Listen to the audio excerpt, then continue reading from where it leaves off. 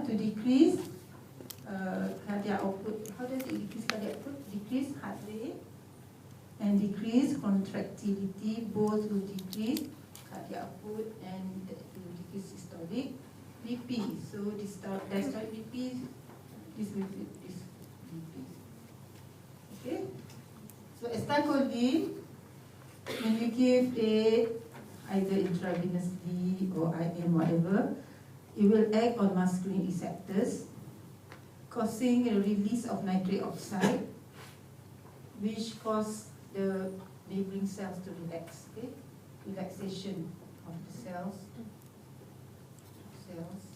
blood vessel cells, and this causes vasodilatation. Okay, and vasodilatation will cause PPR to decrease, which decrease diastolic by acting on the blood vessel. Acting on the heart as A note, decrease heart rate, decrease contractility, both will decrease cardiac output, and this will decrease systolic BP. Okay? All get in your head, I think. Huh? Just to need to revise again. Okay, right now. So, what if you give drug A, and then you find there's no change? No change. What do you think drug A is? No, I'm sorry. You give drug A and then you give acetylcholine again, same amount as this. Okay, same amount. And you find there is no change to it. The BP does not go down. So what do you think drug A is? Muscarinic antagonist. Okay, yeah? Alright? Agree? Muscarinic antagonist. Because when you give acetylcholine, there's nothing. So if you are asked a question, maybe I put here something else, and then ask you why there's no change, then you say probably it's a drug A is a anti-muscarinic drug or muscarinic receptor antagonist. Name me one example. Atropine. Okay, so drug A may be atropine, which is an muscarinic receptor antagonist. Alright, okay? Right. Everybody okay with this? Right, so if you have already, remember your diagram here, this is C and S, and then you have long parasympathetic nerve, then you have the ganglion here, and then short post. This is pre-ganglionic nerve, long, so this is parasympathetic nerve. First long, this is nicotinic receptors. And what is released here? Acetylcholine. This is if you innervate it. Okay? And you have here muscarinic receptors. This is acetylcholine again. This is if you stimulate parasympathetic nerve. But if you give acetylcholine, then it's as if you give here, right? Huh? When you give acetylcholine, it's as if you give here, it will act on the muscarinic receptors, right? Right, agree? If you stimulate, it will be released here, and then this will act on the nicotinic receptors and will cause acetylcholine to be released here. Okay, agree here? Right now, what we do, we give intravenously, which means it acts like this. You give acetylcholine, it will act here.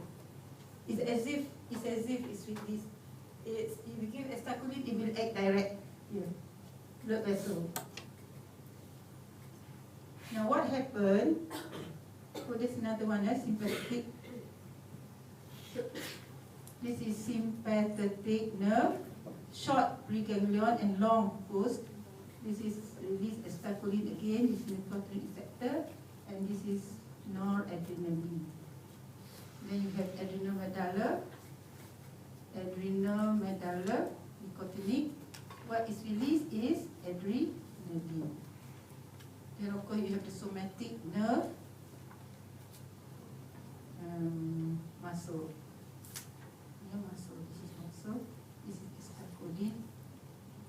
Nicotinic M. This is nicotinic N. Nicotinic N or nicotinic G.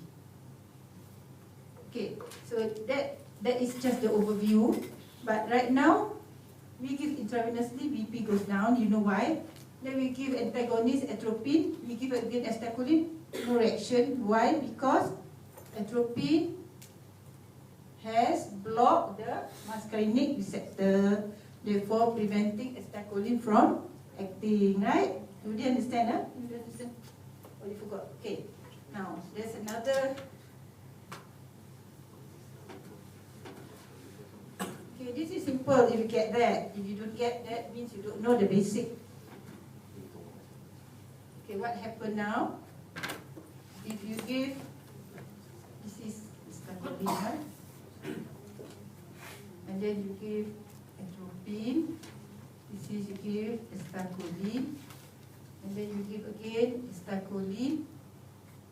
Nothing happens. Okay, nothing happens. Then what happens? You give high dose of acetylcholine or carbachol. I hope you remember the name. Carbachol. Now what happened? The BP goes up. So the question is why? Anybody want to try why? Why when you give load of acetylcholine after atropine, no change? Yeah, before atropine you have BP going down. You know why, right? We have discussed. But if you give a high dose of acetylcholine, this is easily hydrolyzed. If the examiner asks you or anybody, why do you give carbachol? Carbachol is resistant to the enzyme which metabolize, which is called acetylcholine esterase. Yeah? So carbachol is resistant. So we give carbachol, it stays longer. It is not easily hydrolyzed. So it's better to give high dose of carbachol. If acetylcholine you may need 200 microgram, this one you may need only 100 to get the BP to go up. Okay, anybody can explain why you get BP to go up? Yeah, tahu. Why? Why does it go up from here? Rahil? Why does it go up? Anybody? Why does it go up? You try? Because I heard because high dose will act on what? Here. High dose is as if you stimulate it. High dose will act on the nicotinic receptors. Here, here, and here. Right? So high dose of acetylcholine or carbachol act on the, what do you call this? Parasympathetic ganglia, sympathetic ganglia, adrenomedullary nicotinic receptors. Okay? But when it acts on the parasympathetic nicotinic receptors, what is released? Acetylcholine. Can it act or not on the muscarinic receptors? Cannot. Why? Because you have given atropine. You have given atropine. If you don't give atropine, it will act on the muscarinic receptors and will cause BP to go down. Right? So it will be the same as this. But you get BP to go up. Because why? Because we have blocked this. We have blocked this with atropine.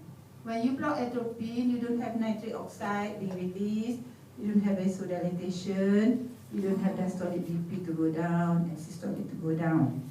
Right? Okay?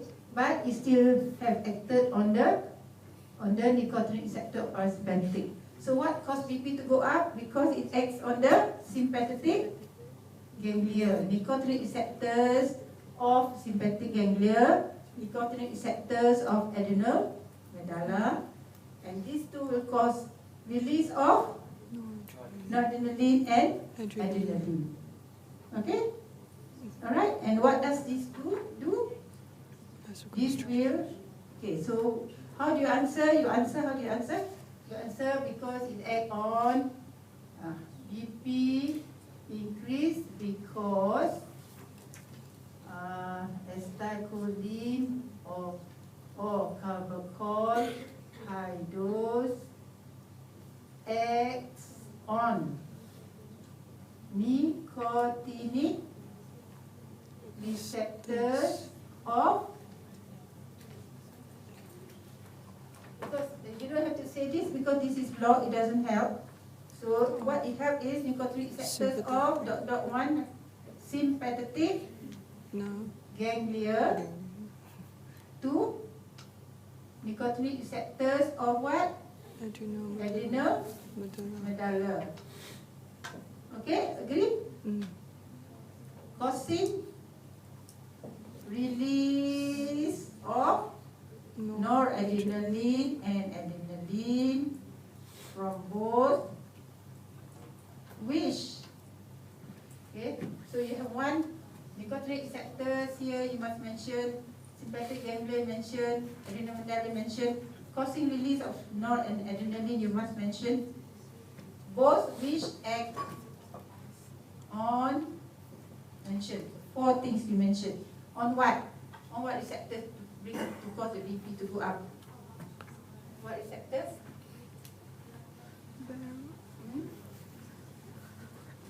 Come on. What receptors to cause BP to go up? Not adrenaline. What receptors? Receptors? Tissue effect.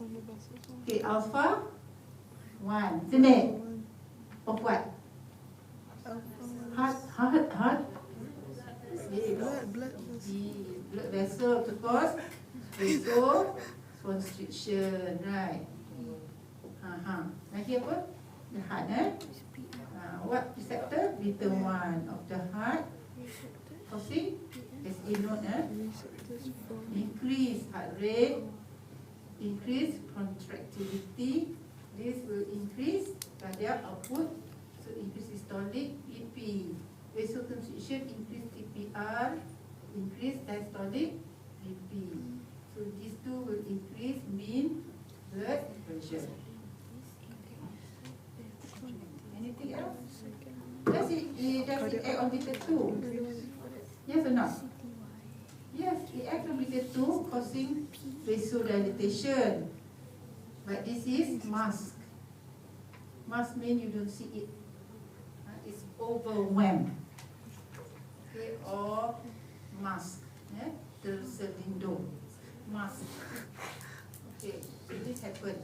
And this can only be seen if you block this with phentolamine. Alpha 1 blocker. If you block with phentolamine, and you give adrenaline, remember? You give adrenaline, so you get BP to go up, right? Okay? Why? It acts on this, alpha 1, beta 1, right? But if after this, you give phentolamine. Phentolamine, or what is an alpha blocker? Prazosin. Forget already. Prazosin, alpha 1 blocker. Now when you give again adrenaline, same dose, instead of going up, it will go down. This is due to beta 2 coming up. We call this adrenaline reversal. Okay. But beta 1 may still, so you may get systolic like that, or systolic like that, but diastolic is going down. You may go this way. Systolic may go up and down. Depending, if the alpha 1 is strong, it may go up. Systolic can still go up. If it is balanced, then it will go straight. So you may get like that, down, or you may get down like that, or you may down and go up, pulse pressure increase. It can go 3 ways. Okay? So this is called adrenaline reversal. When you block this with prazosin, adrenaline reversal effect. Okay. So now you know why do you get BP increase with high dose of carbachol? Yeah, the boy. I forgot your name. Apa nama you? Eric. Apa? Eric. Okay, Eric. Eric, why? Quick. Cepat. I'm asking you. The question is, without looking there. Why do you get BP to go up when you give atropine and then you give carbapenem high dose? Nicotinamide receptors of sympathetic ganglia and adrenomedulla causing release of noradrenaline, which act on the one causing so and so. Okay, alright, yeah. What are the practical lagi? Adrenal reversal we have done. Yes, the neuromuscular blockers. Naming. Histamine, neuromuscular. Blocker lah, blocker. Histamine is an anticholinergic.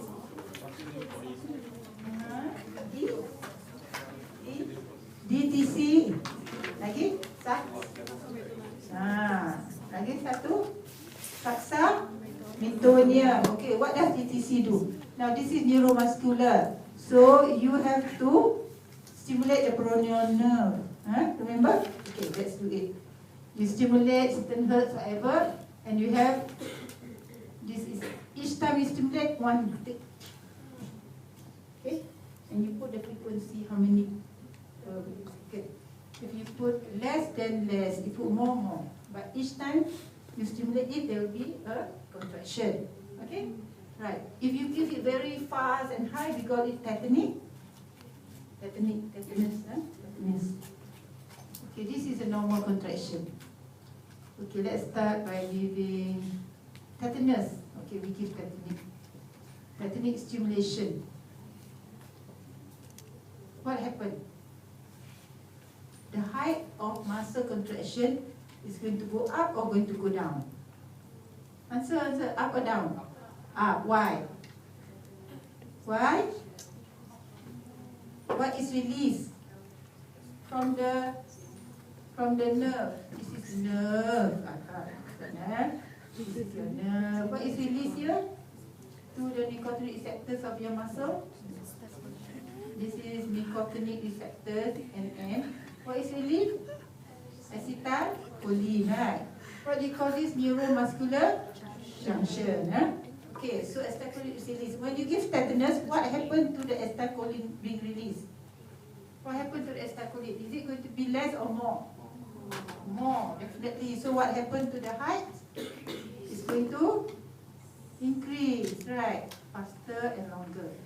So if this is tetanus and you're asked what happened when you give tetanic stimulation, your answer is the height increase in the height of muscle contraction. You don't say increase contraction. No. You cannot measure increase contraction. You increase the height of muscle contraction. So this is measurable height. There is an increase in the height of muscle contraction due to what? Due to increase in quantum acetylcholine released from what? From peroneal nerve or whatever nerve ending, from nerve ending lah, nerve ending, tak having to tell you the name. So there is an increase in quantum acetylcholine released from the nerve terminal, nerve ending, which act on what? Which act on what receptors? What receptors? What receptors? Nicotinic receptors on nerve membrane. Yeah, the receptors are on the nerve membrane, muscle membrane. Sorry, on muscle membrane. Yeah, on the muscle membrane. On the muscle membrane, you have the nicotinic receptors. Nicotinic M. It's called nicotinic M. N is a small m. Yeah, on the nerve, on the muscle membrane. Okay, right now. How do you decrease this? Can you name me some drugs which can cause relaxation and therefore, okay, after some time down now, after tetanic. So tetanus increase because of increase in the release of control acetylcholine from the nerve terminal. Okay, now it goes back, after some time it goes back to normal, right? Now how do you make this go down? Name me one drug which can make it go down. Okay, what drug? Tubocurarine. Tubocurarine. What is tubocurarine? Is it a competitive or non-competitive? Is it depolarizing or non-depolarizing blocker? Competitive or not? Yes, competitive. Is it depolarizing? Non-depolarizing. Is it same? Non-depolarizing, competitive, same. Give me a depolarizing blocker. Succinylcholine or saxametonium. Yeah, can you give saxametonium to get the same thing? Yes, we can give saxametonium. This is competitive, non-depolarizing. This is non-competitive, depolarizing blocker. Okay, somebody tell me the action of DTC. Somebody there. Yes? Action of DTC.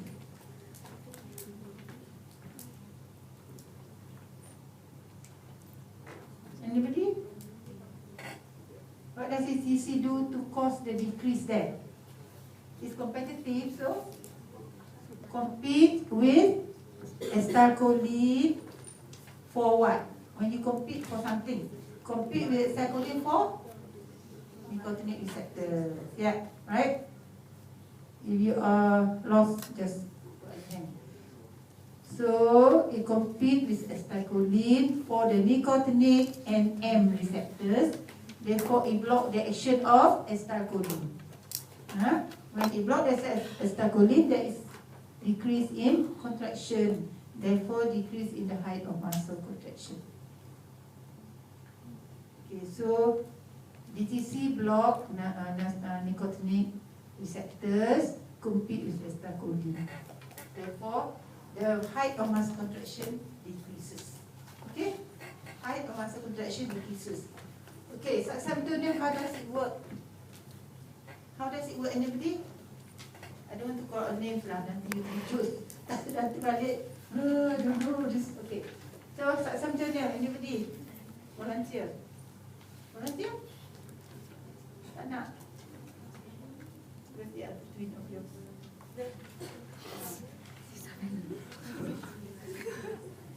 Okay, who wants to? Joe pun tak ada Joe quiet, where has it gone to? Okay, saxametonium, what does it do? It causes the effect similar to acetylcholine. It causes depolarization, same as acetylcholine. But it is double the molecule acetylcholine, you know. So what does it do? It causes persistent depolarization, too long.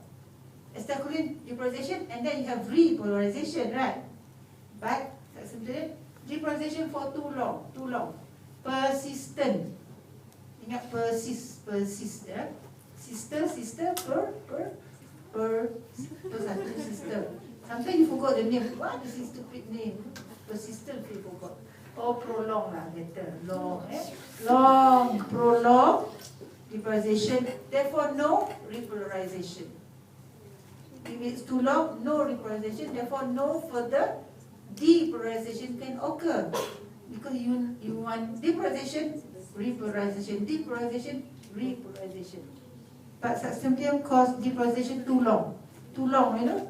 So too long, no repolarization. Therefore, no further depolarization. It causes flaccid paralysis. Okay, so because it causes prolonged depolarization. So both will cause the height of muscle contraction to go down. Okay, how do you bring it back? How do you bring it up? How do you reverse it back? What drug can you use to reverse? If you wait, it will come up, lah. But what drug you can use to reverse the block? The word is reverse the block. Reverses the block by these two lah, by DTC. Competitive, remember? So how do you reverse it back? DTC is competitive, so you can compete with acetylcholine. How do you increase acetylcholine? How do you increase acetylcholine? By? Can or not? Tetanus can or not? Can. Yes? But if it's a drug, what drug? Just now I heard the drug. Yes, what drug? N. Neostigmine. Or physostigmine. These are what? What are they? They are anti-choline esterase. They prevent the breaking down of acetylcholine. Therefore, acetylcholine accumulate in the neuromuscular junction. Okay? When it accumulates in the neuromuscular junction, you have acetylcholine here a lot. Because it is not being broken down, the cholinesterase is being slashed by the neostigmine. Yeah?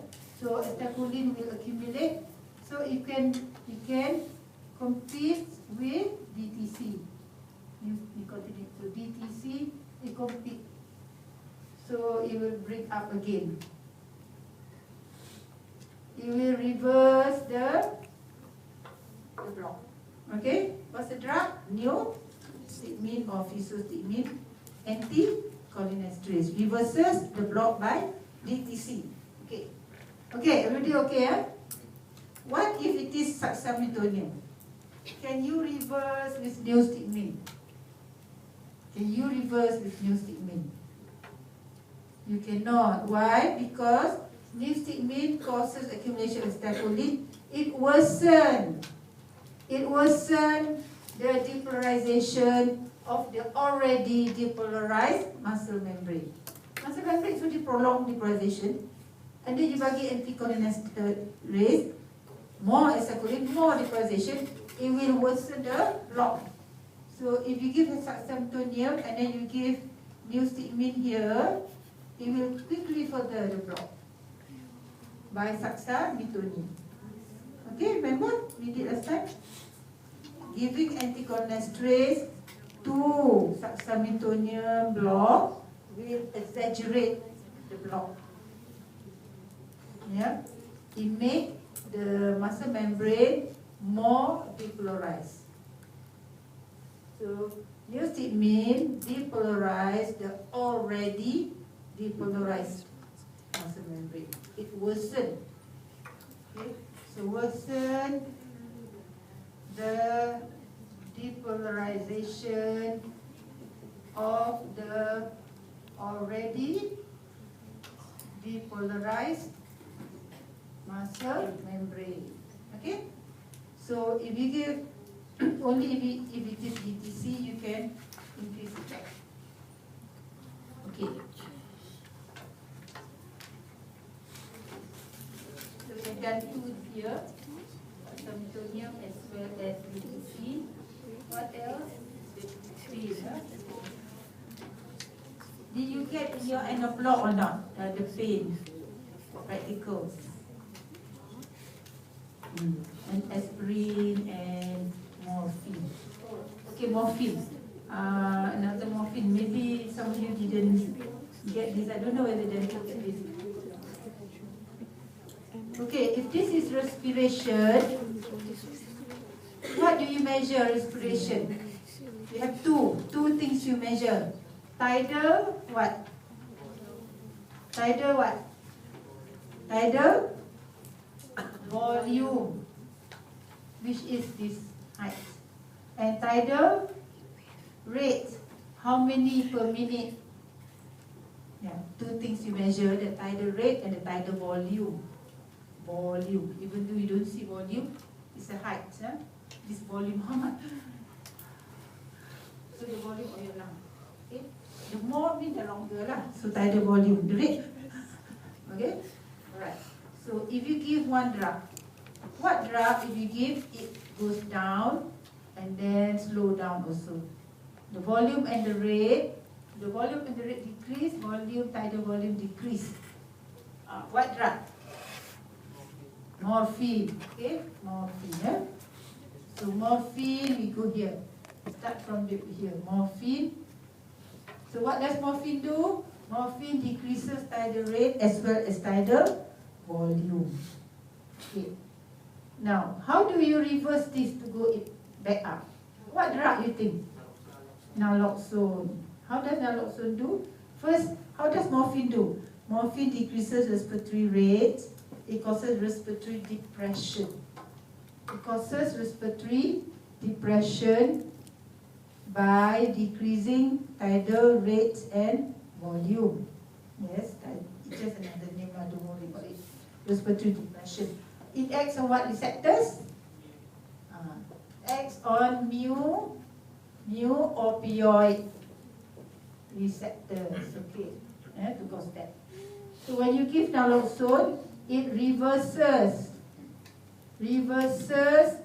the blocking or the depression effect. The depression effect of morphine. So what is naloxone? What is naloxone? Acting as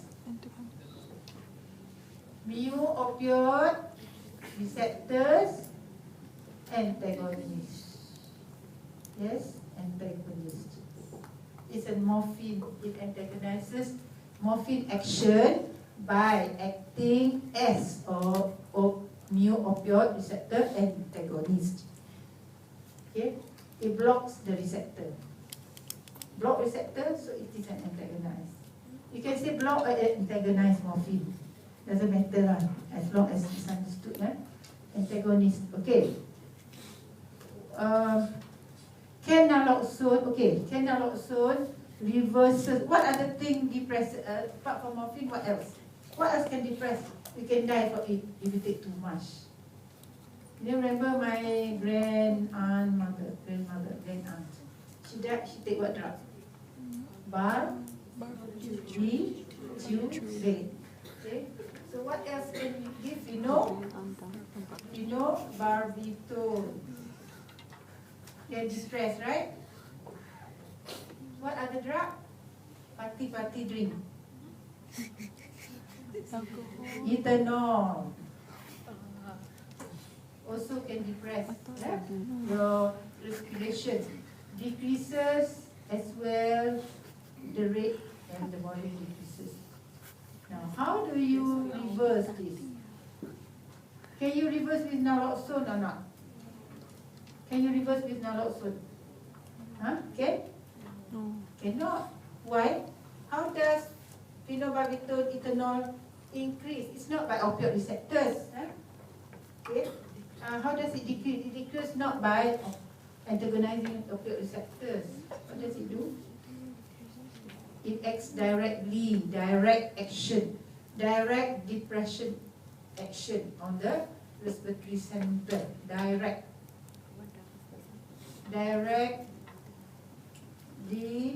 depresses respiratory center. Okay, so you cannot reverse with naloxone. Naloxone acts by antagonizing mu receptor, whereas ethanol and phenobarbital or barbiturate directly depress respiratory center. So how do you reverse the action? You cannot use naloxone. If you use naloxone, let's say we put naloxone here, it will still go down. It is not depressed. Yeah? So if you want to depress, you have to give something else.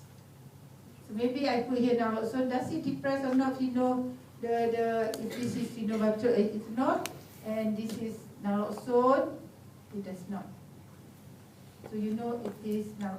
If it does not, then you know it may be naloxone. And naloxone depressed if it is due to morphine, it causes reversal. That, for example, like this, that, and then after morphine, like that. This is morphine, and then you put naloxone, it goes up. But when I give phenol or barbiturate,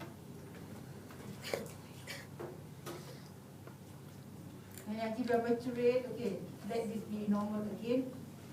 and then I give barbiturate, it will go down. Then if I give naloxone, it won't go down. So you know naloxone cannot, or ethanol. So what drug can you give?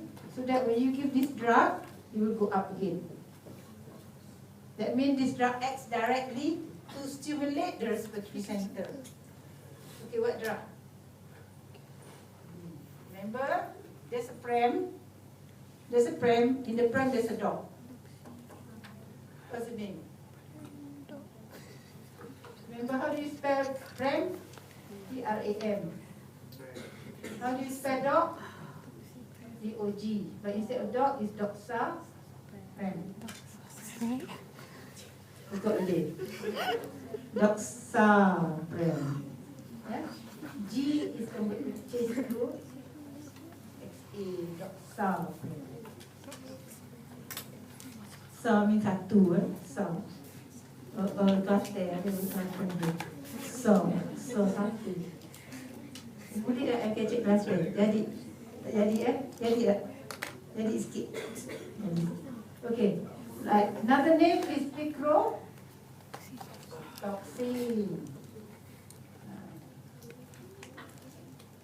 Picrotoxin. Yeah. Yung pie, adventures of pie. You sit on the crocodile, and the crocodile gives the toxin to you. Picro. You just remember lah, picro, you know? Adventures of pie on a crocodile. Now you say, what is that stupid drug? I can remember only toxin lah. Pie croc, okay? Alright. What are the practical? The aspirin, we can go to some of the lectures.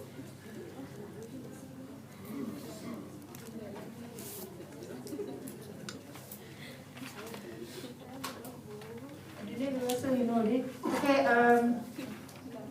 aspirin. Remember T, aspirin, T, morphine, again, saline. You get, what is the value? You call it X bar, morphine minus X bar saline. This one, what do we measure?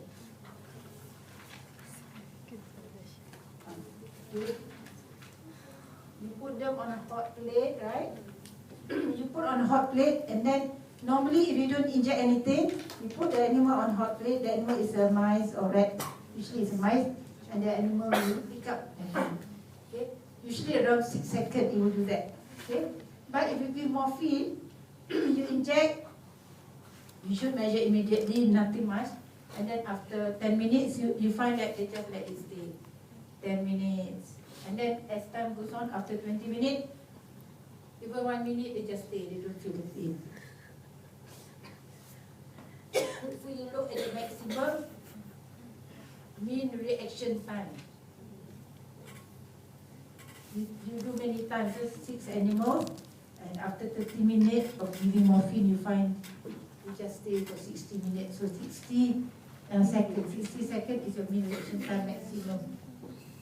Then you try aspirin. You give aspirin, at first it's 6 seconds. You give aspirin 10 minutes, 20 minutes, 30 minutes. You find after 30 minutes, they take maybe 10 seconds to do that. So that is some action, but not so good. Morphine 60 seconds, nothing. Then only they dig up. Or they just stay. So you see, you don't want to burn the finger, the toes, so you leave up the animal. Right? So you compare lah. This one is sigma, standard error, morphine, plus standard error, saline, square. You square the standard deviation, then you square root it. And you get a figure which should be more than 2.145 at P less equal to 0.05 and degree of freedom is equal to 14. Because animal 8 minus 2. At this, because during the table, right, you remember, table P 0.05, P 0.01. So your maybe you get 24 or 16. This is 2.145. So any number which is towards the right, your P is less than 0.05 or P 0.05 or less. That means there is significant difference. So there is significant difference between mice given morphine and mice given aspirin, or morphine against saline. There is significant difference. Why? Because when you do this, you get something which is greater or equal at 2.145. And when you look at 2.15 go up, you see, at degree of freedom 14, oh, it's P0.05. Or maybe you get 60, P0.01. And the furthermore, the better. Which this is the likelihood that what you get is due to sampling, due to chance. So P0.05 means 5 out of 100 times is due to chance. So you can take it like this is not chance lah. This is maybe there is a difference. If P0.01 means 1 out of 1,000 is due to chance. So what you get is probably not due to chance. There is significant difference. Understand? So the less P is better. The higher you get, greater 2.145, the better. Okay, you just go through again, revise your practical.